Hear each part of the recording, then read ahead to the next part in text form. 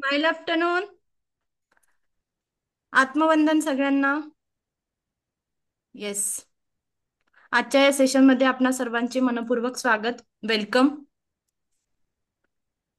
कसे आहात सगळे? मस्त. मस्त आहेत. स्वस्त मस्त जबरदस्त. मस्त हो. मस्त जबरदस्त. Yes, very good. आज आपल्याला काय बघायचंय? काल आपल्याला किती पास्ट लाईफ मधनं परिणाम झाला? मला पर्सेंटेज वाईज सांगता येईल? कोण किती पर्सेंट रिलॅक्स झालं? Ruchira madam, Ruchika madam. 40%. हा, 40%. Yes, Meera madam. नाही सांगता येत तसं पण पर्सेंटेज. किती असं रिलॅक्स वाटलं तुम्हाला? रिलॅक्स वाटलं पण मला पर्सेंटेज नाही सांगता बर. येणार. आणि माफ केलं तुम्ही? हो. माफ केलं. अच्छा. आणि निर्मला मॅडम, की त्रास होत होता कोणाला माफ करताना अजूनही? नाही. Nirmala relax madam. कालपेक्षा रिलॅक्स वाटते, कारण काही काही गोष्टी अशा माहितच नव्हत्या की आपण ते रिमूव्ह करायला पाहिजेत. ओके. हा. पण असं अजूनही वाटतंय की आपण माफ केलं नाही? कोणाकोणाला असं वाटतंय? केलंय येस. पण थोडं अजून आहे. आहे थोडस, बरोबर. प्रत्येकाला 40-50% तरी असेल. आपण 50% म्हणजे 40 ते 50% रिझल्ट आहे, आणि अजूनही कोणाला तरी कोणाच्या बद्दल तरी अडी आहे. हा, विकास सर. येस. तर आपल्याला काय बघायचंय आज, की ज्यांच्या मनात अडी आहे त्यांच्यासाठी मी एक सुंदर तुम्हाला एक गोष्ट सांगू इच्छिते. काल आपण एक ज्या मेडिटेशन घेतलं होतं त्याच्यामध्ये एक सुंदर प्रेयर घेतली होती, जी माफ नाही करू शकत. त्याच्यामध्ये मी एक प्रेयर सांगितली होती, I am sorry, please forgive me, thank you, I love you, I forgive myself. ही एक हवाईन हिलिंग टेक्निक आहे. ठीक आहे. ती तुम्ही कंटिन्यू म्हणू शकता जेव्हा जेव्हा तुम्हाला राग येतो, जेव्हा जेव्हा तुमच्या मनाच्या विरुद्ध गोष्टी घडतात, किंवा कोणीतरी तुम्हाला मन दुखवलं असेल, तर ती प्रेयर मी आज ग्रुपमध्ये शेअर करते. तुम्ही लिहून पण घेऊ शकता, किंवा ती चॅन्ट करायची. चॅन्ट म्हणजे आपण जसं मंत्र जप करतो त्या पद्धतीने आत्मवंदन मॅडम. Yes hello. विकास. हा, बोला. काल आहे ना, कालचं सेशन मी अटेंड केलं नाही, त्याबद्दल सॉरी. कारण ओके. मी गावी होतो आणि रेंजचा पण प्रॉब्लेम होता आणि पाऊस पडत होता ओके. ओके सर, आणि नो. लाईट गेली होती, लाईट. हां. Okay sir, okay. ओके. हो. त्यामुळे हां. मी तर मला रेकॉर्डिंग त्याचा पाठवते लाईव्ह तुम्हाला. रेकॉर्डिंग पाठवा. आणि ओके. आत्ताचं सेशन आहे ना, मी फक्त ऑन झालेलो आहे. ओके. मी ओके. No suffering problem. करतोय. Okay. Okay. Okay. Okay. Sorry sorry. Okay. Okay. No okay. Problem sir, no problem. बघा, जे ऑफिसमध्ये आहे, ट्रॅव्हलिंग करताय, त्यांचं मी समजू शकते. तुम्ही ऐका, त्या स्टेप फॉलो करा, आणि बघा मग काय होतं. तर मी काय सांगत होती, की ज्यांना ज्यांना आपण काल त्या सफरिंग आपण आपण आठवल्या, आणि त्याच्यामध्ये मी तुम्हासाठी एक प्रेयर घेतली होती, I am sorry, please forgive me, thank you, I love you, I forgive my self.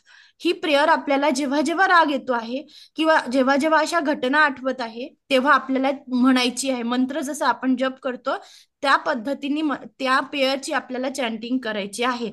ती हवाईन हिलिंग टेक्निक आहे. एक सुंदर टेक्निक, ज्याचा कोर्स, ह्या हिलिंग, ह्या एका प्रेयर वरती 15-15 हजाराचा कोर्स आहे. तुम्ही जर डीप मध्ये गेले, आणि ऍक्च्युली त्या फक्त प्रेयर वरती आणि या पास्ट लाईफ वरती पण 15-15 हजाराचं तुमचं मेडिटेशन आणि कोर्स घेतला जातो. जर तुम्ही रोज ह्या गोष्टी करत गेले तर गरजच नाहीये. प्रॅक्टिस मध्ये आणली ती प्रेयर, आपल्याला राग आला आणि आपण प्रेयर म्हणणं चालू केलं, आपल्याला कुणीतरी असे शब्द आपल्याकडून पण बऱ्याच वेळा निघतात, की प्रत्येक वेळा टाळी एका हाताने वाजते का? नाही. नाही. बरेच वेळा आपणही समोरच्याचं मन दुखवतो ना. बऱ्याच वेळा अशा गोष्टी घडतात, की अचानक आपल्याला आपला पारा चढून जातो, आणि नको ते शब्द वापरल्या जातात, नको त्या गोष्टी बोलल्या जातात. तेव्हा आपल्याला काय करायचं आहे? आपल्याला त्या सिच्युएशनच्या बाहेर पडण्यासाठी ही हवाईन हिलिंग टेक्निक वापरायची आहे. ओके. येस. काल ज्यांना फरक पडला असेल त्यांचं मी अभिनंदन करते, आणि ज्यांना नसेल पडला तर त्यांच्यासाठी मी एक छान सुंदर एक गोष्ट सांगते. ऐकायची आहे सगळ्यांना? हो. का महत्वाचं माफ करणं आणि माफी मागणं का महत्वाचं आहे ते सांगते. एक साधू होते. त्यांच्याकडे असेच तुमच्या म्हणजे आपण उदाहरण घ्यायचं झालं तर एक शिष्य आला त्यांच्याकडे, की गुरुजी, तुम्ही सांगितलं की माफ करा, माफ करा, पण माझ्याकडनं माफ करणं शक्य होत नाहीये गुरुजी. अजूनही मी तिथेच अडकलो आहे, अजूनही मला त्याच पद्धतीने त्रास होतो आहे आणि अजूनही मला पुढे जायला वाटतच नाही, मी जिथे आहे तिथेच अडकलेलो आहे. मी आता काय करू? मग गुरुजी म्हणतील की मी तुम्हाला एक काम सांगतो, करशील का? आणि शिष्य म्हणतो ठीक आहे, जसं गुरुची आज्ञाप्रमाणे त्याप्रमाणे शिष्य काय करतो, गुरुनी सांगितलेल्या सर्व गोष्टी करत जातो. मग गुरुजी म्हणतात, आज बाजारातून तुला 1 किलो बटाटे आणायचे. किती? 1 किलो एक बटाटे आणायचे. आणि ते बटाटे काय करायचे, मी जोपर्यंत तुला बोलवत नाही तोपर्यंत तुझ्या सोबत ठेवायचे.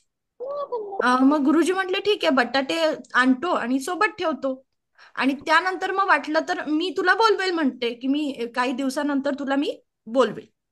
मग पहिल्या दिवशी तो बाजारातून बटाटे आणतो आणि गुरुजींचा नियम काय असतो की जिथे जिथे तू जाशील तिथे तुला काय करावे लागतील, ते बटाटे घेऊन जावे. घेऊन जावे लागतील.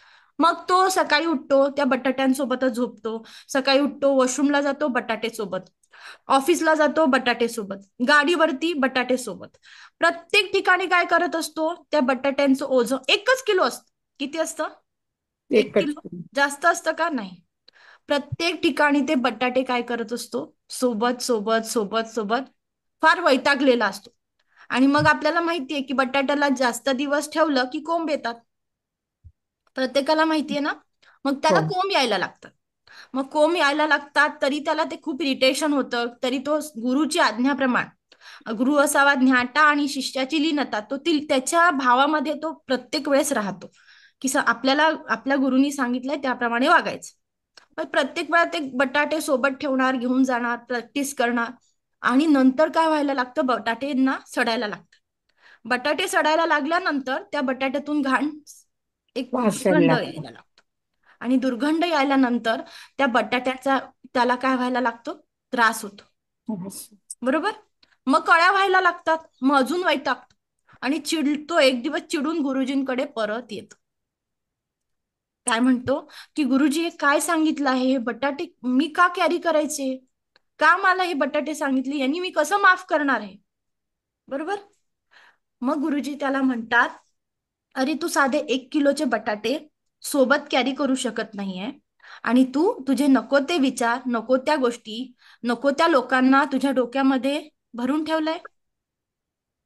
भरून ठेवलाय की नाही? तुम्ही तुमच्या आजूबाजूची एनर्जी कशी करता, हे भरून ठेवते.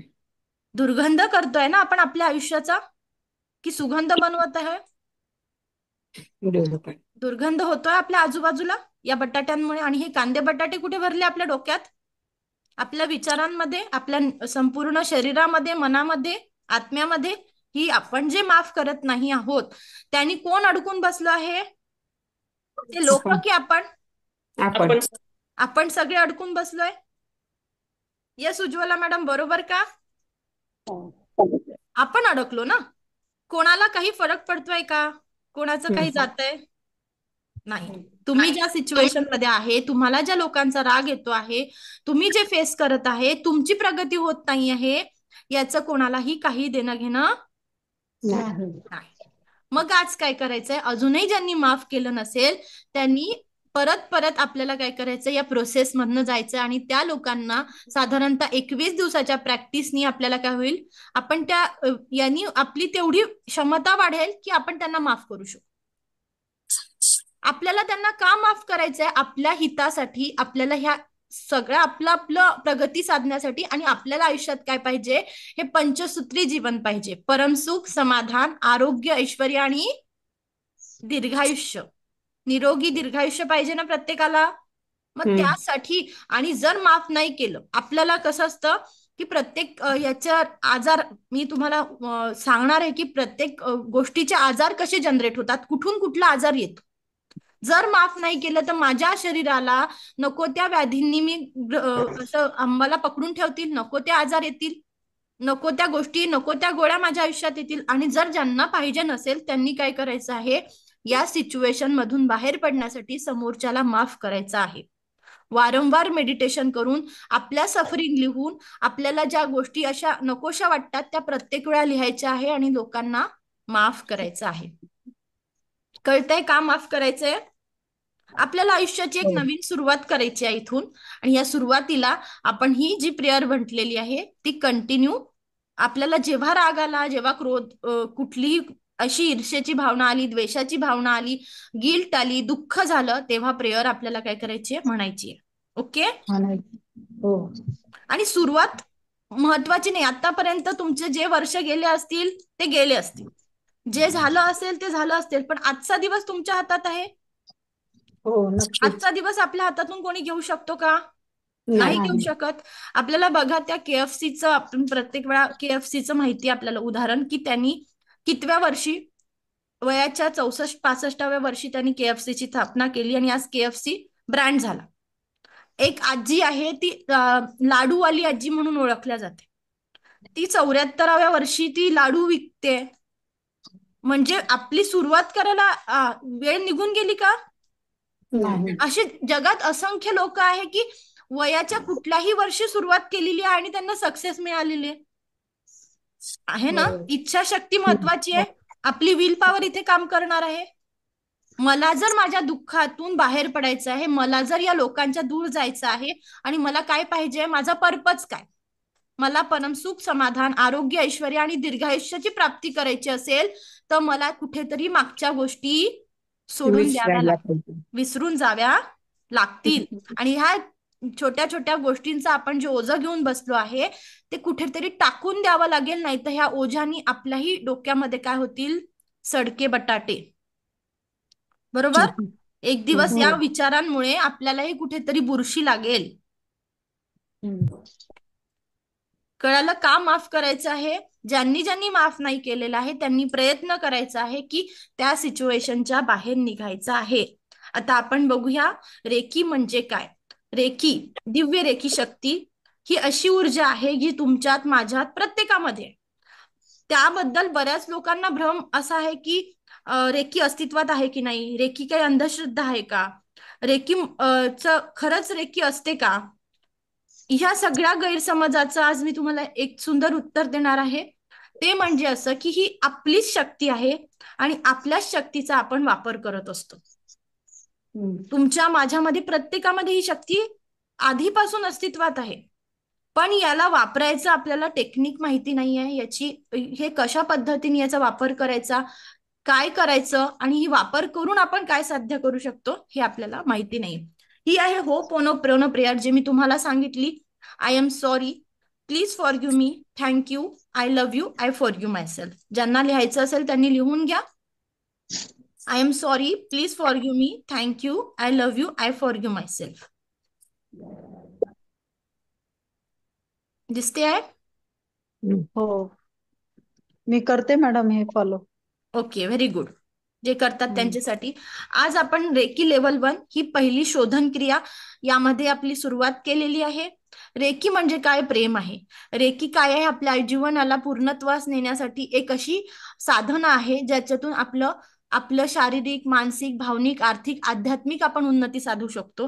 रेकी आपल्याला बॅलन्स देतं आणि बॅलन्सतून आपण संपूर्ण शरीराला त्या आपल्या परमसुखाकडे नेतो आणि आपण आपल्या शरीराचं, आपल्या मनाचं आणि आपल्या आत्म्याचं असं संतुलन साधतो की आपल्या आयुष्यात डिसीज फ्री लाईफ जगण्यासाठी रेकी आपल्याला काय करते, मदत करत असते. अशी पॉझिटिव्ह एनर्जी जी तुमच्यात, माझ्यात, प्रत्येकामध्ये कार्यरत आहे. माहितीये, प्रत्येक गोष्टी एनर्जी आहे. आपल्याला माहिती आहे, प्रत्येकाला माहितीये की प्रत्येक छोट्या छोट्या गोष्टीमध्ये एनर्जी आहे. मग जर निर्जीव वस्तू आहे तर त्यालाही काहीतरी एनर्जी आहे आणि सजीव वस्तू आहे त्यालाही काहीतरी एनर्जी आहे. बरोबर. एनर्जी शिवाय काहीच नाहीये. ओके. तर ही एनर्जी आपल्याला जाणून घेताना, एनर्जीचे 2 टाइप्स, एक तर पॉझिटिव्ह एनर्जी, नाही तर निगेटिव्ह एनर्जी. रेकी मध्ये आपण फक्त पॉझिटिव्ह एनर्जीवरती काम करत असतो. रेकी मध्ये आपले सगळी ऊर्जा, पॉझिटिव्हिटी, व्हाईट लाईट मेडिटेशन याच पद्धतीने काम करत असते.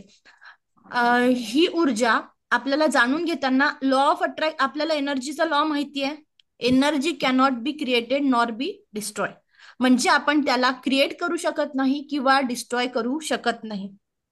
बरोबर. तसंच आपल्या आत्म्याचं आहे. आपल्या आत्म्याला मरण आहे का? नाही. आपण त्याला क्रिएट करू शकतो का? नाही. त्याला डिस्ट्रॉय करू शकतो का? नाही.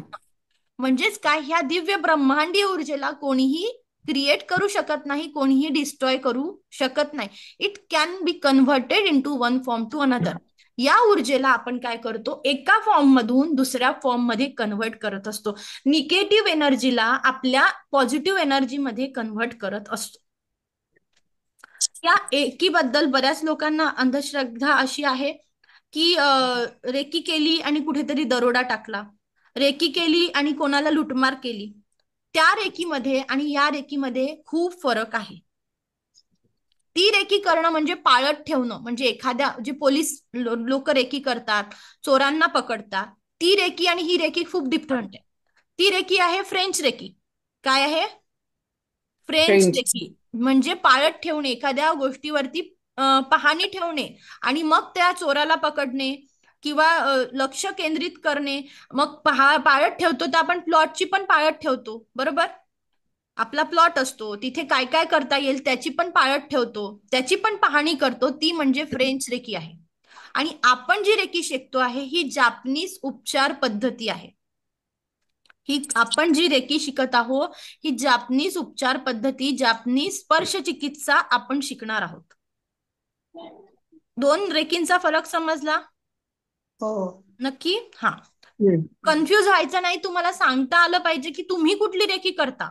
तुम्हाला रेकी काय च आपल्याला नॉलेज असायला पाहिजे की तुम्ही रेकी शिकले. मग काय शिकले नेमकं?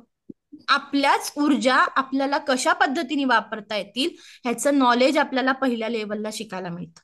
आपणच आपल्या एनर्जीनी, या ब्रह्मांडाच्या ऊर्जेनी स्वतःचं पूर्णतः हिलिंग करू शकतो. स्वतःच्या शारीरिक, मानसिक, भावनिक लेवलचे जे काही प्रॉब्लेम्स असतील ते सगळे आपण पहिल्या लेवलला 21 दिवसांच्या साधनेनी सॉल्व्ह करायला तयार होतो.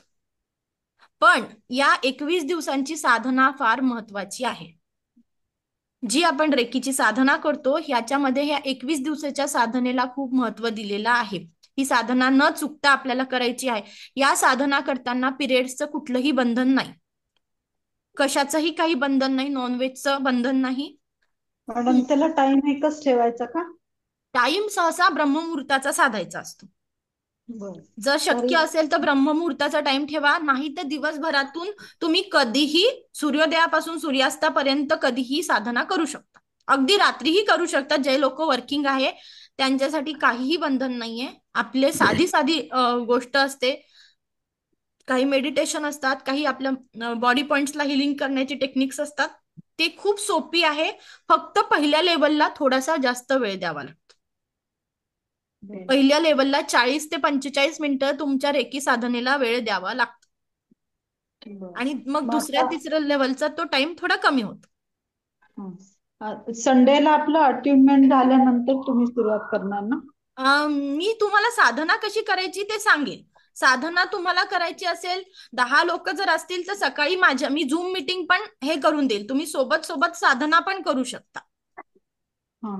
ज्यांना सोबत ग्रुपमध्ये समजा एकट्याचं होत नसेल, घरी वेळ भेटत नसेल आणि तुम्ही जर मला रिक्वेस्ट केली की मॅडम तुम्ही सकाळी झूम मीटिंग ठेवा, तर मी तुमच्यासाठी झूम मीटिंग कंडक्ट करत जाईल. पण प्रॅक्टिस बरं होईल मॅडम, कारण की काय होतं एकटा असं करणं होत नाही. नाही, ऍक्च्युली माझे मेडिटेशनचे वेगळे क्लासेस असतात मॅडम. मी फक्त तुमच्यासाठी म्हणजे मीटिंग सेट करून देत जाईल. प्रॅक्टिस ही तुमची तुम्हाला करावी लागेल किंवा रेकॉर्डिंग लावून असं प्रॅक्टिस करावी लागेल की सोबत ग्रुपमध्ये प्रॅक्टिस करता आहे. मग कुठेतरी पहिल्या दिवशी मी सांगेल काय काय करायचं वगैरे. त्यानंतर तुम्ही जर केलं 21 दिवस तर त्याचे जास्त बेनिफिट आहे. नाही तर तुम्ही सेपरेटही करू शकता. मॅम रेकॉर्डिंग तुम्ही सेंड करणार का आम्हाला, म्हणजे बोलायची? रेकॉर्डिंग म्हणजे मी अशी झूम मीटिंग तुमच्यासाठी सेट करून देत जाईल सकाळी 5:30 वाजता किंवा तुम्ही ज्या म्हणाल टाइम, 5:30 नाही, 6 ते 6:45 पर्यंत होते. तेव्हाही आपल्याला साधना करता येते. आपल्याला 4:15 नंतर, 4:15 ते 6:45 दरम्यान आपल्याला साधना करायची असते. ठीक आहे. अजून कोणाचे काही प्रश्न आहेत? पुढे जाऊया. हो चालेल. हा, ही एनर्जी जाणताना आपल्याला त्याची काहीतरी तत्व असतात, बरोबर? प्रत्येकाचं आपल्याला मॅन्युअल येतं, माहितीये? येतं का मॅन्युअल? आपण एखादं मशीन घेतलं, त्यासाठी आपल्याला मॅन्युअल दिल्या जाते सोबत.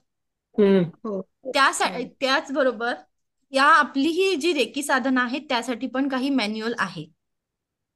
बरं. ठीक आहे, त्या मॅन्युअलला फॉलो करूनच आपल्याला रेकीचा उपयोग करायचा आहे. आणि जर ज्यांना रिझल्ट पाहिजे आहे तर ते मॅन्युअल फॉलो करणं मस्ट आहे. मस्ट म्हणजे 100-200% मस्ट आहे.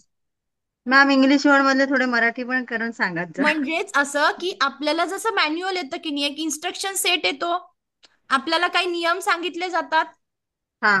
तशाच पद्धतीने रेकीमध्ये पण काही नियम आहे, काही प्रिन्सिपल, काही तत्वांवरती रेकी चालते. जर ओके. तुम्ही ते तत्व फॉलो केले नाही, त्या तत्वांना तुम्ही पाळलं नाही, तर काय प्रॉब्लेम होतो, रेकी तुम्हाला सपोर्ट करत नाही. नाही. मग तुम्हाला 21 दिवसांची साधना 45 दिवस मग म्हणजे वाढवावी लागते. अच्छा. कळतंय? साधना वाढवावी लागते. साधारणतः तुम्ही 90 दिवसांच्या प्रॅक्टिस नंतर इतरांची हिलिंग करू शकता. ओके. पहिल्या लेवलचं अटेनमेंट घेतल्यानंतर तुम्ही 90 दिवसांच्या प्रॅक्टिस नंतर टच थेरपीने इतरांची हिलिंग करता. पहिल्या लेवलला काय होतं की टच थेरपी म्हणजे आपल्या हातांच्या द्वारे आपण इतरांना हील करू शकतो. विश्वास बसत नाही का? हो. नाही मॅडम हे बसतोय. येस, मी हे दाखवते बघितलं. तुम्हाला.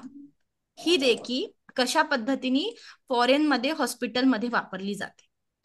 आपण गुगल सर्च केला तर तुम्हाला जेव्हा आपण टाकलं रेकी आणि रेकी इन हॉस्पिटल, आपल्याला बघायला मिळतं की कुठल्याही ऑपरेशनच्या पहिले ते ऑपरेशन सक्सेसफुल व्हावं त्यासाठी अशा पद्धतीने वेगवेगळी डॉक्टर देखील ग्रुप हिलिंग देतात.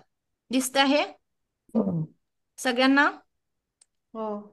त्यांनी डॉक्टर देखील काय करतात, ग्रुप हिलिंग देतात. का तर ते ऑपरेशन सक्सेसफुल व्हावं म्हणून. त्याच पद्धतीने आपले आयुर्वेदिक डॉक्टर याला एक वेगळ्या पद्धतीने साधना म्हणतात आणि ते एकमेकांचे हात पकडून त्या पेशंटच्या भोवती ते पंचकर्म सक्सेसफुल व्हावं त्यासाठी ही साधना करतात. कशा पद्धतीने वापरतात की पंचकर्म करतो आहे, एखाद्या आजारातून त्या पेशंटला मुक्ती द्यायची आहे. मुक्ती म्हणजे त्याला अगदी वरची मुक्ती नाही, त्यांना त्या आजारापासून सुटका व्हावी यासाठी ते काय करतात, ग्रुप हिलिंग देतात. ग्रुप हिलिंग त्यांचे वाक्य वेगळे असतात, ते चिकित्सा पद्धती असतात, ते साधना म्हणतात त्याला. आणि मंत्र उपचार करून सगळी एनर्जी एकवटून एकमेकांचे हात पकडून काय करतात, ही ग्रुप हिलिंग देत असतात. तुम्हाला वाटत असेल तर तुम्ही रेकी प्रॅक्टिस इन हॉस्पिटल असं ग्रुप हिलिंग इन हॉस्पिटल गुगलवरती सर्च करा, तेव्हा तुम्हाला त्या रेकीचं अस्तित्व जाणवेल. फक्त भारतातच रेकीचा एक आता 10-15 वर्ष झाले वापर वाढला आहे. आणि अजूनही येथे म्हणजे फॉरेनच्या हॉस्पिटलमध्ये USA पकडा, कॅनडा पकडा, अमेरिका, जपान, प्रत्येक ठिकाणी, जपानमध्ये तर आहेच आहे, प्रत्येक ठिकाणी रेकीचा वापर केला जातो. आणि एका हिलरला 15 ते 20 लाखापर्यंत सॅलरी असते. जे हिलिंग करतात त्यांना तेवढी सॅलरी आहे तिथे हॉस्पिटलमध्ये. ठीक आहे, ही एन्शियंट हिलिंग टेक्निक आहे. आपण अश्विनी कुमारांचं नाव ऐकलं आहे? अश्विनी कुमार आपले हिलर्स होते. अश्विनी कुमारांचं नाव ऐकलं असेल.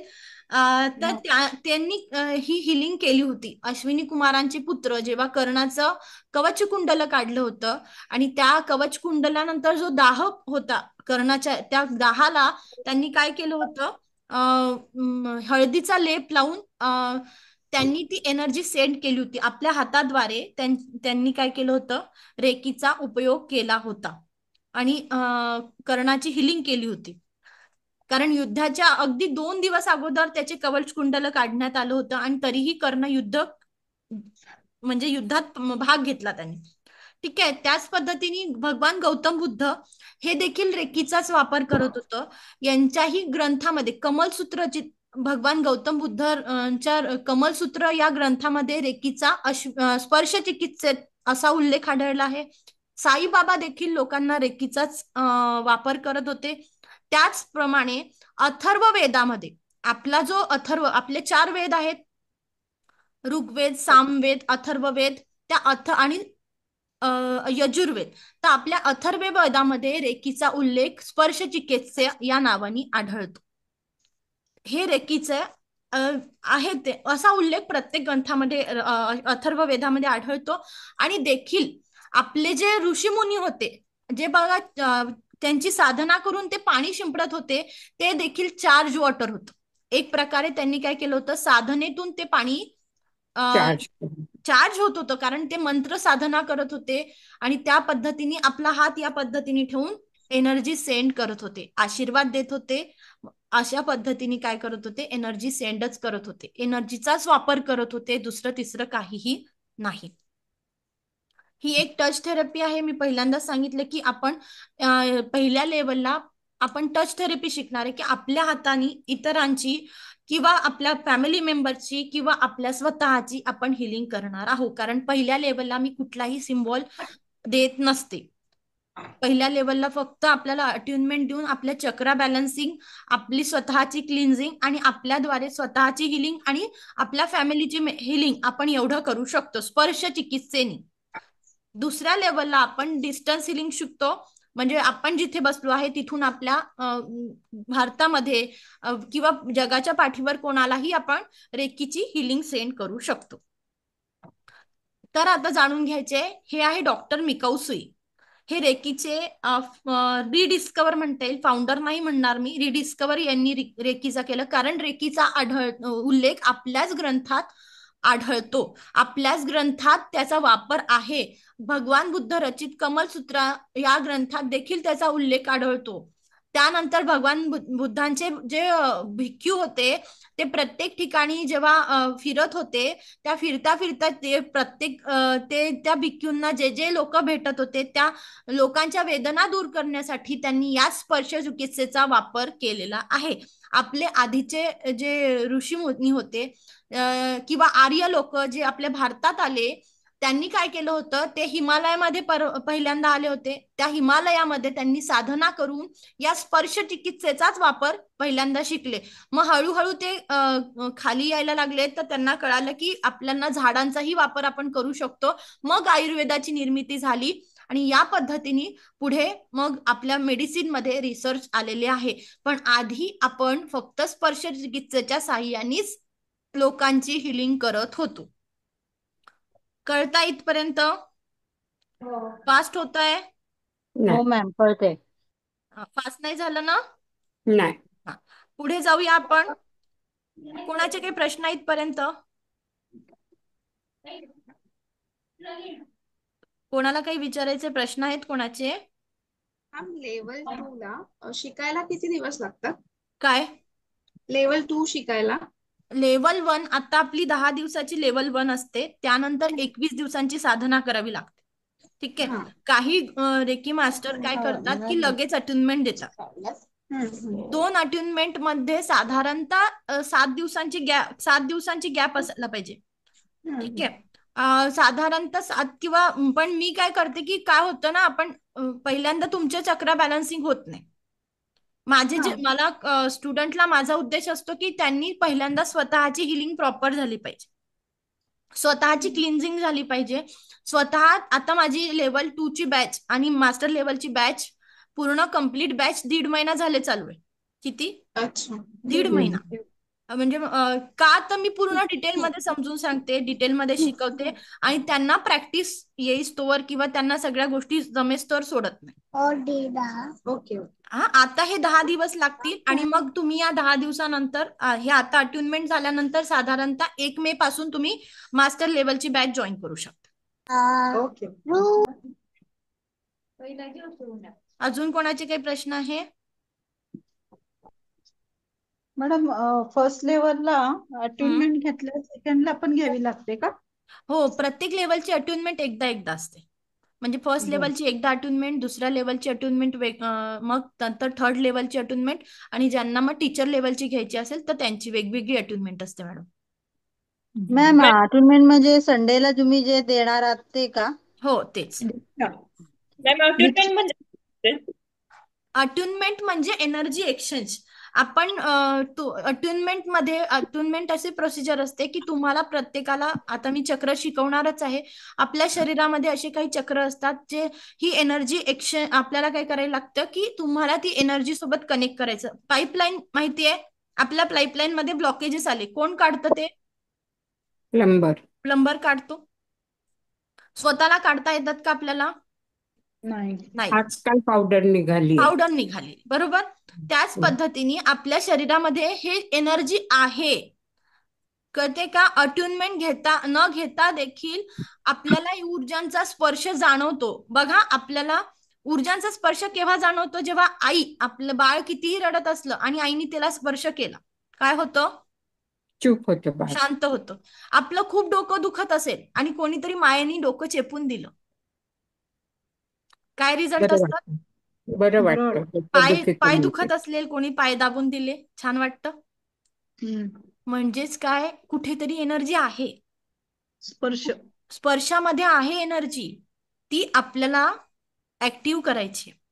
ऍक्टिव्ह करणं म्हणजे आपल्या शरीरामध्ये जे चक्र असतात त्या चक्रांमध्ये काही चक्र आपल्याला ऍक्टिव्ह करावे लागतात. पहिल्या लेवलला काही चक्र ऍक्टिव्ह होतात, दुसऱ्या लेवलला काही होतात, दुसऱ्या लेवलला सिम्बॉल्स दिल्या जातात, मग तिसऱ्या लेवलला वेगळे सिम्बॉल्स मिळतात आणि या सिम्बॉलचा वापर करून आपण जगाच्या पाठीवर कोणाशीही संपर्क साधून, अक्षरशः युनिव्हर्स सोबत संपर्क साधून, ब्रह्मांडासोबत संपर्क साधून आपल्याला पाहिजे चांगल्या गोष्टी, मी काय बोलते, चांगल्या गोष्टी ज्या पाहिजे, पॉझिटिव्ह गोष्टी आपण युनिव्हर्सकडे मागू शकतो. आणि आपल्याला चांगल्या गोष्टींसाठी, एखाद्याला त्याला जॉब लागण्यासाठी, एखाद्याला त्या आजारातून बाहेर निघण्यासाठी, एखाद्याला खूप त्रास होत असेल मानसिक आजारापासून दूर करण्यासाठी आपण रेकीचा वापर करतो. रेकी ऑलवेज पॉझिटिव्ह गोष्टीला सपोर्ट करते. ही गोष्ट तुम्ही डायरीमध्ये लिहून ठेवा वाटलं तर. तुमच्या कुठल्याही निगेटिव्ह इंटेन्शनवर रेकी मदत करत नाही, तुम्हाला रिझल्ट मिळणार नाही. मग तुम्ही म्हणाल, मॅडम आम्ही तर रेकीचं अटुनमेंट घेतलं, पण तुमच्या इंटेन्शन सोबत रेकी काम करते. तुमचे इंटेन्शन समोरच्याच्या आयुष्यामध्ये परमसुख, समाधान, आरोग्य, ऐश्वर्य आणि दीर्घायुष्य प्रदान करायचे असतील तरच ती रेकी काय करते? सपोर्ट करते. मी कुठल्याही निगेटिव्ह गोष्टीला रेकी सपोर्ट करते असं मी सांगत नाहीये. Reiki always support for positive things. कळतंय? कळालं का हे? इंटेन्शन म्हणजे चांगले विचार का? चांगले विचार. तुम्ही जे लोकांना ज्या भावनेने देताय, समजा एखाद्याला जॉब लागावा यासाठी तुम्ही त्याला रेकी सेंड केली, एखाद्याचा पाय दुखतो आहे त्यासाठी रेकी सेंड केली, ताप आला त्याच्यासाठी रेकी सेंड केली, त्याच्यासाठी रेकीला आपण आवाहन करून, रेकीची साधना करून समोरच्याला हिलिंग दिली, तेव्हा आपल्याला रेकी सपोर्ट करते. कोणाचं डोकं दुखते आहे, कोणाला निगेटिव्ह वाटत आहे, खूप रडावंसं वाटत आहे, आपल्या इमोशनल भावना फ्लक्च्युएशन होत आहे, तेव्हा रेकी तुम्हाला सपोर्ट करेल. किंवा तुम्ही दुसऱ्यांना दुःखातून बाहेर काढण्याचा प्रयत्न करत असाल तेव्हा रेकी तुम्हाला सपोर्ट करणार आहे, ते पण साधनेनंतर. 90 दिवसाच्या साधनेनंतर रेकी तुम्हाला सपोर्ट करणार. मी परत तुम्हाला तेच सांगते आहे. आज मी रेकीचं पहिलं लेवल शिकली आणि 3 तासात क्लास कम्प्लीट केला आणि मग मी लोकांना हिलिंग करेल असं होत नाही. असं जर करत असाल तर तुम्ही तुमची एनर्जी काय करतो, आपण आपली एनर्जी सेंड करतो, मग आपण वेगवेगळ्या आजारांना आवाहन देतो. 3 महिन्याच्या साधनेमध्ये काय करतो आपण, आपली एनर्जी वाढवायची. काय करतो? आपली एनर्जी वाढवायची. आपले काही कर्म असतील, म्हणजे प्रत्येक जण इथे कर्म फेडायला आलोय, बरोबर? प्रत्येकाचे काहीतरी वाईट, प्रत्येकाने 100% जर चांगले कर्म केले असतील तर मनुष्य जन्माची प्राप्तीच नसती झाली ना, आपण स्वर्गात असतो, राईट? मग मला जे माझे कर्म आहे, माझ्या पास्ट लाईफ मधनं अशा काही घटना घडल्या असतील तर मला पहिल्यांदा माझ्या पास्ट लाईफच्या कर्मातून बाहेर पडणं गरजेचं आहे. मला त्यासाठी 3 महिन्याची साधना ही कंपल्सरी आहे. त्यानंतर तुम्ही दररोज एका पेशंटला हिलिंग देऊ शकता. त्यानंतर काय करायचं, दररोज एका पेशंटलाच हिलिंग द्यायची. ओके, मग हळूहळू एका महिन्यानंतर पेशंट वाढवायचे. कळलं? हो. इथपर्यंत समजलं आहे? कोणाला काही अजून डाऊट आहेत? नाही. आता आपण बघणार आहोत की रेकीचे काय तत्व आहे. ज्या रेकीच्या तत्वांवरती मी बोलत आहे, की जे आपण रूल्स म्हटले, जे मॅन्युअल म्हटलं, ते म्हणजे काय, रेकीचे तत्व. त्या रेकीला तत्वाला धरून आपल्याला काय करायचंय, आपलं जीवन जगायचं आहे. मग त्यातलं रेकीचं डॉक्टर मिकाऊसूंनी सांगितलं होतं की तुमच्या आयुष्याला 24 तासांमध्ये बघा. काय बघा? तुमचं काल काय झालं ते बघू नका, उद्या काय होणार आहे ते बघायचं नाही, आपल्या आयुष्याला बघायचं आहे. माझ्याकडे फक्त आजचा दिवस आहे, माझ्याकडे फक्त 24 तास आहे. किती तास आहे? 24 तास. उद्याचा दिवस तुम्हाला माहितीये का आपल्या हातात आहे का? उद्या जगणार आहोत का? नाही कोणालाच नाही माहिती. माहितीये? नाही नाही माहिती. म्हणून डॉक्टर मिकाऊ सुई म्हणाले होते की रेकीचे तत्व पाळताना आपल्याला फक्त 24 तासाचा विचार करायचा आहे. त्या 24 तासामध्ये माझी 8 तासाची झोप, 8 तासाचं माझं ऑफिस म्हणा किंवा मी जे काही जिथे काम करणार आहे ते 8 तासाचं काम, आणि राहिलेल्या 8 तासांमध्ये मला माझा वेळ डिव्हाइड करायचा आहे की मी याच्यात जेवणाचा वेळ, माझ्या फॅमिलीचा टाइम, माझा खाण्यापिण्याचा टाइम आणि माझ्या साधनेचा टाइम असं सांगितलं होतं. त्यानंतर त्यांनी पहिलं तत्व सांगितलं, आज के लिए मैं क्रोध नहीं करूंगा. पहिलं तत्व काय आहे? आज के लिए मैं क्रोध नहीं करूंगा. आज के लिए मैं क्रोध नहीं करूंगा. सोपं आहे? सोपं आहे का आहे. हो. की कठीण आहे? आपल्याला केव्हा मुलं ऐकत नाही, क्रोध आला, बाई आली नाही, क्रोध कठीण आहे आला. मॅम, कठीण आहे, कठीण आहे मॅम. कठीण आहे. बरोबर. म्हणून प्रॅक्टिस तत्व पाळणं, मी काय बोलली, प्रत्येकाला हे सोपं जाईल असं नाही. आणि जेव्हा आपण साधना चालू करतो, जेव्हा आपण प्रॅक्टिस करतो, तेव्हा आपल्याला जाणवायला लागतं की रेकीमध्ये जगणं फार फार सोपं म्हणता येणार नाहीये, पण कठीण पण म्हणता नाहीये. रेकीमध्ये जगणं ही खूप आपलं एक दिव्यता आहे. आपण एक दिव्य एनर्जीशी जेव्हा कनेक्ट होतो, त्याचे अनुभवही दिव्य येतात आणि त्याच्या सगळ्या गोष्टीच दिव्य आहे. ही आपल्याला आज के लिए क्रोध नाही करूंगा. आपल्याला मुलं ओरडतात, ऐकत नाही, कोणाला उशीर झाला तरी आपल्याला क्रोध यायला लागतो, बाई टाइमवर आली नाही कामवाली तरी आपल्याला क्रोध व्हायला येतो, मुलांनी नको ते शब्द वापरले तरी आपल्याला क्रोध येतो ना. आपला क्रोध कंट्रोल करायला वेळ लागणार आहे. हे सोपं नाही आहे, पण कठीण पण नाही. ठरवलं तर ती गोष्ट मिळवायला सोपी आहे. मग त्यासाठी क्रोधाची हे सांगते मी, क्रोध का करायचा नाही. आणि लॉकडाऊन मधलं एक सुंदर उदाहरण सांगते, सत्य परिस्थिती आहे, सत्य घटना आहे. बघा, लॉकडाऊन मध्ये एक कुटुंब होतं. क्रोधाचा काय परिणाम होतो आणि क्रोधाचं का त्यांनी सांगितलं की क्रोध आपल्याला काय करतो, होत्याच्या गोष्टी नव्हत्या करतो. होत्याच्या गोष्टी नव्हत्या होतात क्रोधामुळे. आपल्याला असं वाटतं की क्रोध करणं, पण क्रोध कधी करायचा पाहिजे? जिथे तुमचा स्वाभिमान दुखवला जात आहे तिथे थोडासा क्रोध असणं गरजेचं आहे. प्रत्येक गोष्टीला आपण काय करतो, क्रोधात जर बघत असेल तर ती गोष्ट काय आहे, चुकीची होईल. प्रत्येक वेळा मी माझी मनमानी करण्यासाठी क्रोध करत असेल तर चुकीचं होईल. माझ्या स्वार्थासाठी क्रोध करत असेल तर चुकीचं घडेल ना. मग डॉक्टर मिकाऊ सुईंनी सांगितलंय, केवळ आज के लिए मैं क्रोध नहीं करूंगा. क्रोधाचं एक लॉकडाऊनचं उदाहरण आहे. चांगलं कुटुंब, सुंदर कुटुंब आहे होतं. त्यांना 7 ते 8 वर्षांनी मुलगा झाला. इतके वर्ष त्याला लेडीजला मुलगा नव्हता. 7 ते 8 वर्षांनी मुलगा झाला आणि लॉकडाऊनमुळे मिस्टरांचा जॉब गेला. आणि त्या परिस्थितीमध्ये घरामध्ये एवढ्या लोकांचं फ्रस्ट्रेशन, वादविवाद खूप व्हायला लागलं. कारण एकमेकांना सवय नव्हती ना कोणाच्या सोबत राहायची. सगळ्यांनी परिस्थिती अनुभवली. आपण पहिल्यांदा एकमेकांसोबत जास्त वेळ घालवला लॉकडाऊन मध्ये. तेव्हा सवय होती का आपल्याला 24 तास माणसांना घरी बघायची? नव्हती. होतं ना की आपल्याला असं वाटतच नव्हतं की इतक्या वेळ आपण असं राहणार, इतका वेळ आपण सोबत राहू शकतो. काही लोकांनी खूप एन्जॉय केला टाइम आणि काही लोकांना त्या गोष्टीचा खूप त्रास झाला.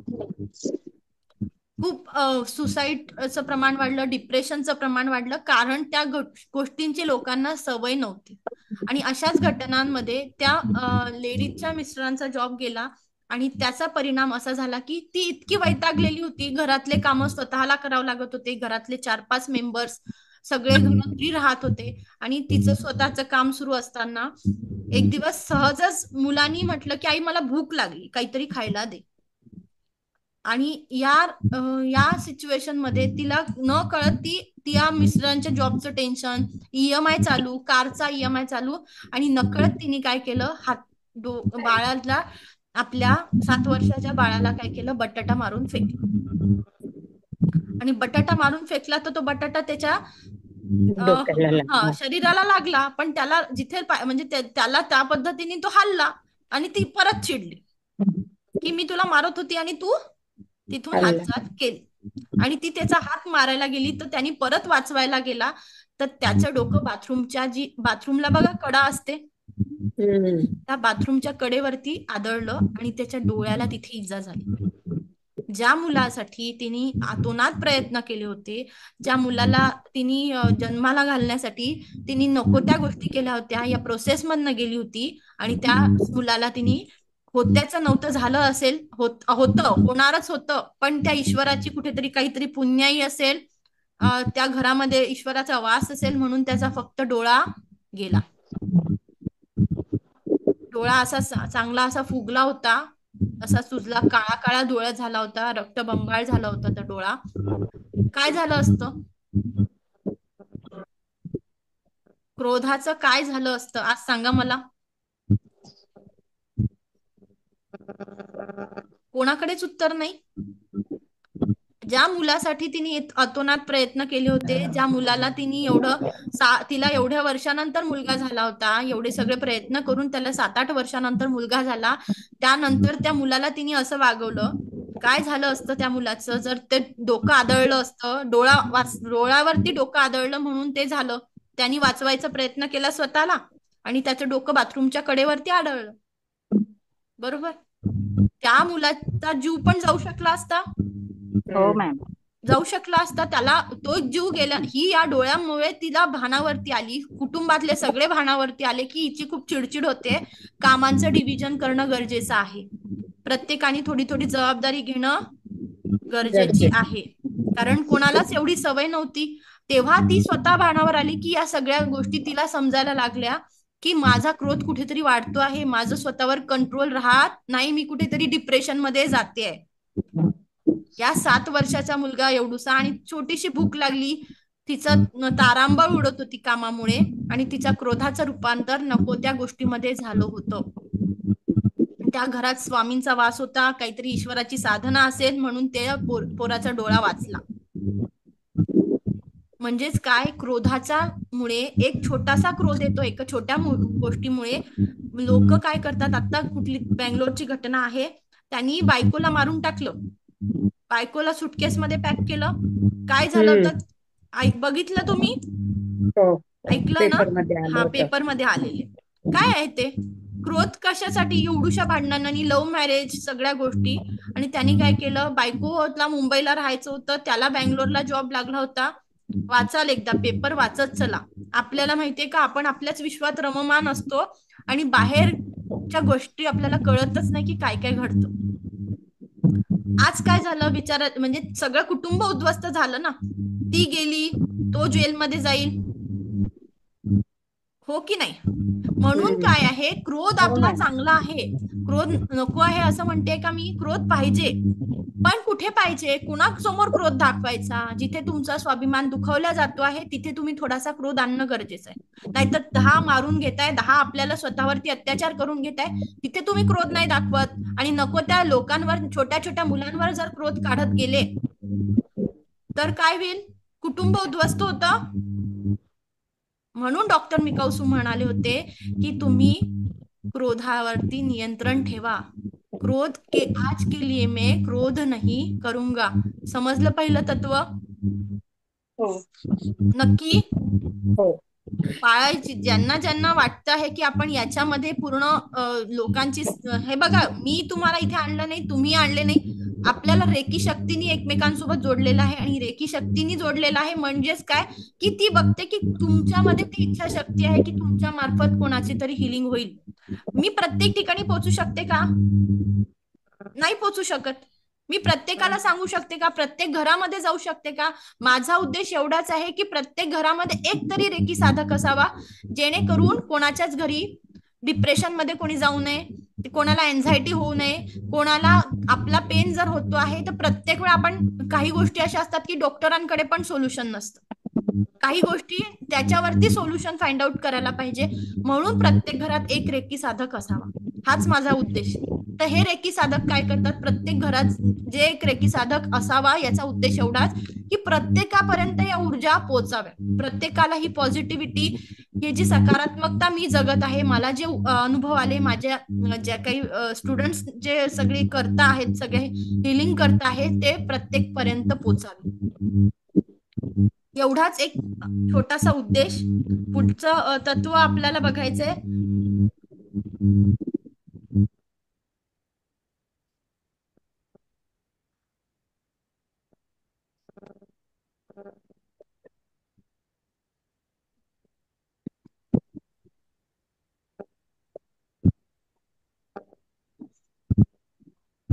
आज के लिए मैं चिंता से दूर रहूंगा. सोपा आहे? सोपा आहे का? आज के लिए मैं चिंता से दूर रहूंगा. सोपा आहे? नाही मॅम, नाही नाही. सोपं नाहीये. सीमा मॅडम, उज्ज्वला मॅडम, सोपा आहे का? शिल्पा मॅडम, सोपा आहे? सोपा आहे का? हॅलो हा. मॅडम, आधी मलाही सोपं नव्हतं. म्हणजे मी तर खूप काही भोगले, खूप काही झाले आयुष्यामध्ये. पण जेव्हापासून मी स्वामींच्या सेवेमध्ये आले तेव्हापासून ह्या सगळ्या घटना सोप्या वाटायला लागल्या. हो, कारण तिथे स्वामींचा वास आहे आणि तो स्वामींची आपण भक्ती जो करतो तो स्वामीमय होतोच. स्वामी त्याला त्याचं हे करूनच घेतात. जसं पाहिजे तसं स्वामी आपल्याला घडवतातच. बरोबर. असा आणि अनुभव मी आहेच. खूप अनुभव घेतलेला आहे. मी अनुभव घेतलेला आहे. हो, प्रत्येकाला आहेच त्या गोष्टी. पण बघा, आपल्याला मुलं लवकर नाही आले. येतो, काय झालं असेल, चिंता वाटते. मिस्टरांनी सांगितलं 8 वाजता येणार आणि त्यातल्या त्यात ते आले नाही. कुठे गेले असतील, काय झालं असेल, का उशीर झाला असेल. त्यात मुलगी असेल तर अजून काळजी वाटते. 7 वाजले अजून आली नाही. ट्युशन होती, 6:30ला संपणार होती, 7ला येणार होती, आली नाही. वाटते काळजी. दररोज वाटते ना कुठल्या भाजी नाही, भाजी काय करायची, स्वयंपाक काय करायचा, नको त्या गोष्टींची काळजी वाटत जाते. कोणत्याच लेडीजला असं नाही होत की किचनची काळजीच नसते. होतं का? मेघा मॅडम, आहे ना प्रत्येकाला काळजी? गीतांजली मॅडम, एक आई म्हणून, एक घरातली स्त्री म्हणून कितीही जॉब करू द्या, काहीही काम करू द्या, किचनची, आपलं कुटुंब सांभाळण्याची काळजी प्रत्येकाला आहे. आणि ती नॅचरली आली आपल्याला. हे जे आपलं नर्चरिंग आहे, नर्चरिंग हे ईश्वराने स्त्रीला का दिलं? की स्त्रीमध्येच घडवण्याची ताकद दिली, वाढवण्याची ताकद दिली आहे, प्रेम करण्याची ताकद दिली आहे, सहनशीलता दिली. ही नर्चरिंग स्किल आहे, ही फक्त स्त्रीला दिलेली आहे, कारण ती परिपूर्ण आहे. मग क्रोध हा येणारच, राग हा येणार आहे, चिंता ही वाटणार आहे. मग ही चिंता कशी कमी करायची? चिंता कमी करण्यापेक्षा चिंतन करणं महत्वाचं आहे. बरोबर? काय सांगितलं की चिंता करण्यापेक्षा चिंतन करा. चिंता कुठे नेते? चित्तेकडे नेते. बरोबर? चिंता चित्तेकडे नेत असते. म्हणून आपल्याला चित्तेकडे जायचंय का? नाही. आपल्याला काय साध्य करायचंय? आपल्याला पाहिजे त्या गोष्टी. आपल्याला पाहिजे त्या गोष्टी. माझी मुलगी सेफ आहे, मला त्या ईश्वरावरती ट्रस्ट ठेवणं गरजेचं आहे. जे आपलं जी आहे, मुलांना चांगल्या गोष्टी शिकवणं गरजेचं आहे मुळात. आणि चांगल्या गोष्टी शिकवताना त्या ईश्वरावरती ट्रस्ट ठेवणं महत्वाचं आहे. की माझी मुलगी इतके वाजता गेलीये, ती सुरक्षित येणार. माझे मिस्टर गेलेले आहे, तिथं नाते काय होतील, घट्ट होतील. आणि मुलांना वेळ देणं महत्वाचं आहे. मुलांची आपण आल्यानंतर आपण काय करतो? डबा खाल्ला का? अभ्यास केला का? ट्युशनला गेलो का? इथे अभ्यासाला जायचंय, हे करायचंय, पण शांततेने बोलतो का आपण? तुला काय वाटतं आहे आज? तुझा दिवस कसा गेला? तुला कुठे चिडचिड झाली? कशाचा राग आला होता? तुला काय भावना होत्या? एक आई म्हणून एक मैत्रिणीसारखं बोलणं गरजेचं असतं. हो की नाही? मीरा मॅडम मोठ्या आहेत आमच्या सगळ्यांपेक्षा. आता त्याच्यातून सगळ्याच्यातून गेलीये मी. बरोबर आहे. म्हणूनच तुम्हाला म्हणते की हे गरजेचं आहे की नाही? गरजेचं आहे. कारण जोपर्यंत आपण त्यांच्यासोबत कनेक्ट होणार नाही तोपर्यंत ते आपल्याला काय समजतील? आईच समजतील. आणि जोपर्यंत त्यांना वाटणार नाही आपल्याबद्दलचा विश्वास, तोपर्यंत ते आपल्यासोबत सगळ्या गोष्टी शेअर करणार नाही. मग ते खोटं बोलायला लागतात कुठेतरी, लपवाछपवी चालते. मग तिथे त्यांचा ट्रस्ट आपल्यावरती ब्रेक होतो. म्हणून त्यांना समजून घेताना, मुलगा असू दे किंवा मुलगी असू दे, इक्वल लेवलला बघा. मुलाशी पण त्याच पद्धतीने बोला की तुला काय वाटतं. तू कुठे कोणत्या गोष्टीवरती स्टक झालाय, तुला कशाचं टेन्शन वाटतंय, तुला कोणी चिडवतंय का, कोणी त्रास देत आहे का, दोघांना इक्वल ट्रीट करा. कळालं? मग आज चिंता से दूर रहना है, तो चिंतन करना है. आणि चिंतन करायचं आहे तर मला कुठेतरी माझ्या स्वतःवरती फोकस करावं लागेल. चिंतन कशाचं करायचं? माझ्या लाईफच्या गोल्सचं मला चिंतन करायचं. व्हॉट एक्झॅक्टली आय वॉन्ट, त्याच्यावरती माझा फोकस करायचा. म्हणजे माझी एनर्जी कुठे जाणार आहे?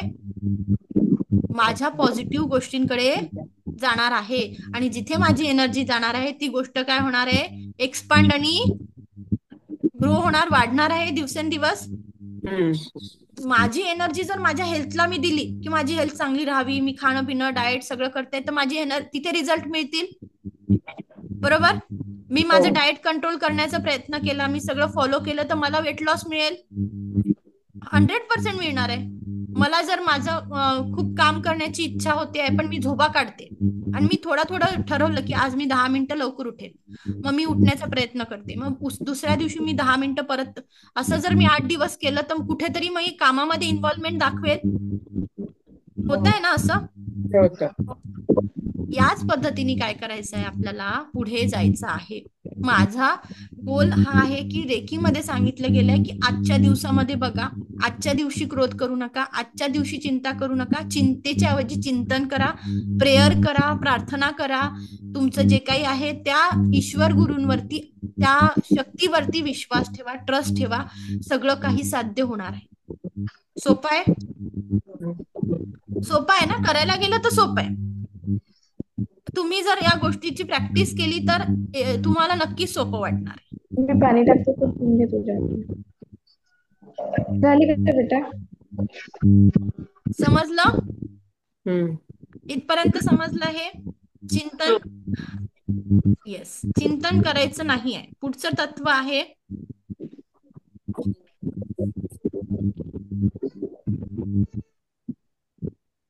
आज के लिए मैं अपने पर हुई कई आशीर्वादों की गिनती करूंगा. आपल्याला काय काय आशीर्वाद मिळाले आहेत? प्रत्येकाला काही ना काही आशीर्वादात मिळालेलं असतं. आपल्याला माहिती आहे आशीर्वाद काय मिळालेत? हा, उज्ज्वला मॅडम, काय आशीर्वाद आहे तुमच्यावर? माहिती नाही? मीरा मॅडमला काय आशीर्वाद आहे असं वाटते? आजचा दिवस चांगला निघाला, सगळं काय व्यवस्थित चालू आहे, क्लास पण खूपच छान आहे, हे देवाच्या कृपेने आशीर्वादानेच प्राप्त झालं. 100%. अजून Geetanjali madam, Gauri madam, Megha madam, काय आशीर्वाद आहे तुमच्यावर? निर्मला मॅडम, म्हणजे कोणी दिलायला असं सांगायचंय का? तुमच्यावर तुम्हाला काय वाटतं की या गोष्टीचा माझ्यावरती आशीर्वाद आहे? केवळ आज के लिए मैं आशीर्वादों की गिनती करूंगा. माझ्यावर मिळालेले ब्लेसिंग, माझ्यावर कोणाकोणाचे आशीर्वाद आहे ते मला सांगायचे. तुमच्यावर तुम्हाला असं वाटते की माझ्यावर हे आशीर्वाद आज मी अनुभवते? मॅम, मी हा, सांगा निर्मला मॅडम. मला खूप दिवसापासून रेकीचं म्हणजे जे शिकायचं होतं आणि ते लकीली मला मिळालं, ते आज शिकत आहे मी, त्यामुळे खूप छान वाटते आणि आशीर्वाद आहे असं फील होते. बर, अजून कोणाला वाटतंय की आपल्यावरती भरपूर आहे आशीर्वाद? तेजस्विनी मॅडम,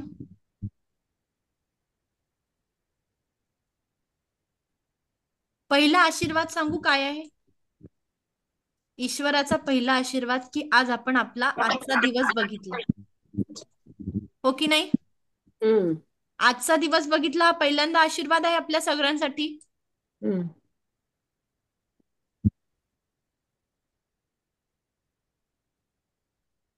हा, माझी साथ मिळत आहे.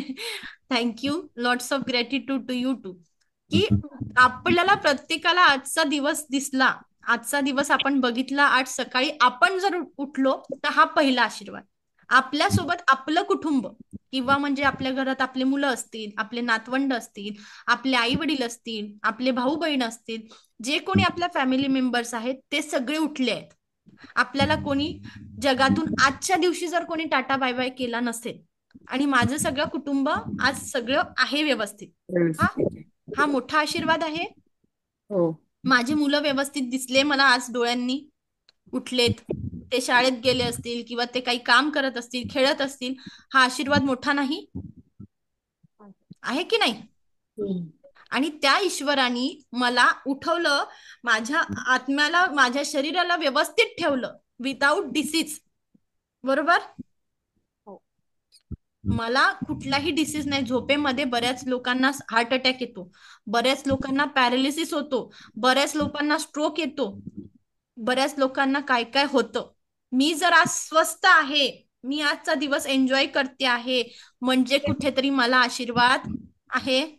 मी माझे स्वतःचे काम स्वतः केलेत. मी आजच्या दिवसामध्ये माझं स्वतःचं जेवण टाइमवर करते आहे, मला वेळेवर जेवण मिळालेलं आहे, मला आजच्या दिवशी जे जे काम करायचंय त्याची सद्बुद्धी लाभलेली आहे. हे माझ्यावरचे काय आहे? आशीर्वाद आहे. हा गौरी मॅडम, नो प्रॉब्लेम, तुम्ही करा संध्याकाळची परत बॅच जॉईन. ज्यांना वाटतं आहे आपलं मिस होत आहे त्यांनी संध्याकाळची बॅच जॉईन केली तरी चालते. हा बघा, हे आपल्याला आशीर्वाद बघायचे आहे. म्हणून काय सांगितलं त्यांनी, केवल आज के लिए मैं मेरे ऊपर हुए आशीर्वादों की गिनती करूंगा. तिसरं प्रिन्सिपल काय आहे? तुमच्यावरती झालेले ब्लेसिंग्स, तुमच्यावरती तुम्ही कशाच्या ग्रॅटिट्यूड मध्ये राहणं, काय राहणं आहे? तिसरा आपल्याला सांगितलं गेलं आहे, ग्रॅटिट्यूड मध्ये राहणं. प्रत्येक वेळा जे आशीर्वाद मिळालेले आहेत, जे लोकांच्या ब्लेसिंग मिळत आहे, त्या ईश्वराची साथ मिळते आहे, त्याच्यासोबत इन्व्हॉल्व राहणं, त्याच्यासोबत त्याच्यासाठी थँकफुल राहणं, त्या आशीर्वादांचं काउंटिंग करणं, म्हणजे आपल्याला काय करायचंय? तिसरं प्रिन्सिपल आहे. समजलं? हो. नक्की? येस.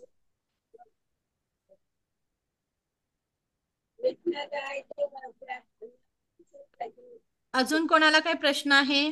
आशीर्वादों की गिनती करूंगा. आज काय आशीर्वाद मिळाले मग समजलं का प्रत्येकाला? काय काय आशीर्वाद आहे आपल्याकडे? आज मी माझ्या परीने माझं जीवन जगू शकत आहे, मला पाहिजे त्या गोष्टी करू शकत आहे, माझे श्वास सुरू आहे, माझे संपूर्ण शरीर स्वस्थ आहे. हे बघ, बारीक सारीक अशा शरीराच्या कुरबुती चालूच राहणार. कधी हात दुखतोय, कधी पाय दुखतोय, कधी डोकं दुखतंय. शरीर आहे, प्रत्येक वेळा एकसारखं राहणार नाही. त्यात लेडीजला हार्मोनल चेंजेस असतात, त्यामुळे त्यांचे वेगळे वेगळे इश्यू असतात, बरोबर? की त्या हार्मोन्समुळे, त्यांच्या त्या सायकलमुळे कधी कधी त्यांना रडावंसं वाटतं, कधी खूप फ्रेश वाटतं, त्यांची सायकल अप्स अँड डाऊन्स येत असतात. ती गोष्ट निराळी. पण इतर वेळेस आपण बघायचं आहे की माझ्या लाईफमध्ये मला काय काय ब्लेसिंग मिळाले आहेत, आणि ही जी सायकल मिळाली ही पण ब्लेसिंग आहे. फक्त लेडीज कडेच ती सायकल आहे आणि त्यांनाच ती वरदानच आहे, हे पण ब्लेसिंग आहे लेडीजला, बरोबर? हे पण तुम्ही कन्सिडर करायला पाहिजे की आपल्याकडे ही मोठी गोष्ट ब्लेसिंग आहे. ऍज अ लेडीज म्हणून आहे ना ब्लेसिंग, की आपलेच मुलं आपल्या परीने आपल्याला बघायला मिळतात, आपल्याच सारखे दिसतात, आपल्याला त्यांना अनुभवता येतं, आपल्याला त्यांना प्रेम करता येतं, आणि ते आपलीच एक प्रतिकृती आपण जन्माला घालतो. सुंदर ब्लेसिंग आहे ही. कळालं? म्हणून पहिलं प्रिन्सिपल आज आपण बघितलं, आज के लिए मैं क्रोध नहीं करूंगा. दुसरं प्रिन्सिपल आपण बघितलं, आज के लिए मैं चिंता से दूर रहूंगा. आणि तिसरं प्रिन्सिपल आपण बघितलं, आज के लिए मैं अपने हुए आशीर्वादों की गिनती करूंगा. समजलं? प्रत्येकाला काही डाऊट आहेत, काही प्रश्न आहेत तर विचारा.